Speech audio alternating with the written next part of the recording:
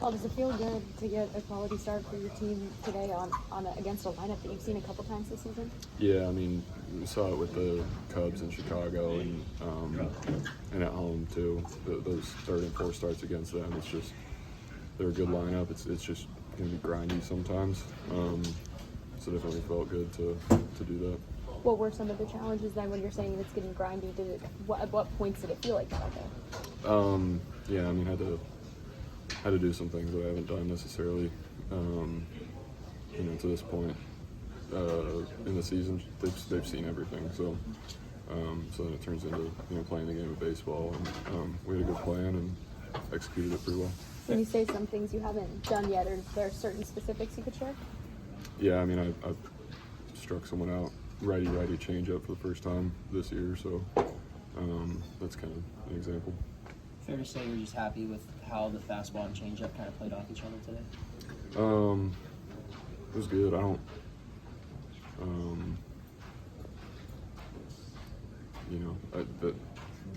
they played well off each other for sure, but just gotta get ahead in some of those counts, especially later in the outing.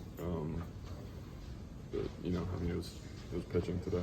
Kind of a little different for you. Normally, it's the efficiency comes later, where today it was a little opposite. I mean, I think you only had 37 pitches for your first time through. What were they doing? Were they just kind of making you work for it a little bit more the second time through? Yeah, I mean, they had a couple hits, early in innings, and then it turns into got to make pitches to get out of it. I wasn't helping myself out either. I wasn't getting ahead when I needed to. Some of those at bats, so kind of added up to that. Paul, what kind of allows you to weather the storm when maybe the results on the scoreboard aren't in your guys' favor, and maybe the offense is kind of struggling a bit? Just got to execute. That's the bottom line, is just executing every individual pitch. Schulte kind of mentioned that you're just very focused on what you can control. What kind of allows you to just go about that and have that type of mentality?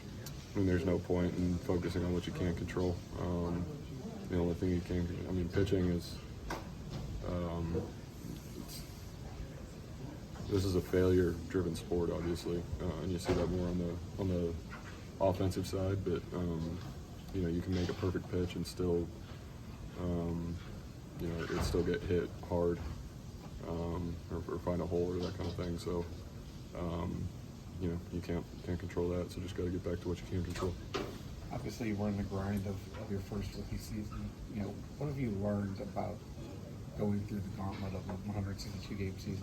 Just how long it is, and I think it's made me realize some things about the work more so in the off season, I think, than in season. Obviously, the in season work is super important, but people don't understand how important the off season work is. So I think it's kind of showed me how important that is, and then helped me develop my plan. Also, just body, mind. Developing pitches and that kind of thing, just keeping consistency. I've learned a lot about that. Are you proud of the way that you've been able to just handle the workload this deep into a season? Yeah, I've been happy with it. Just got to keep going. Paul, you were somebody that people got to be really excited for you to make your debut. Same with Jared. Now you've got to see teammates make their debuts. What's sort of been your impression on how cool it is to watch those guys experience that same moment? Yeah, it's cool. I'm looking forward to, being able to see that with a lot more guys that are going to come up here soon. But the cool thing was, we've been hearing a lot about Billy and Nick. A lot of positive things about what they were doing in AAA, and now we get to see it at the big league level. So, and then just seeing how they go about their business, makes me glad that we traded for Nick and Billy, and glad that we have them.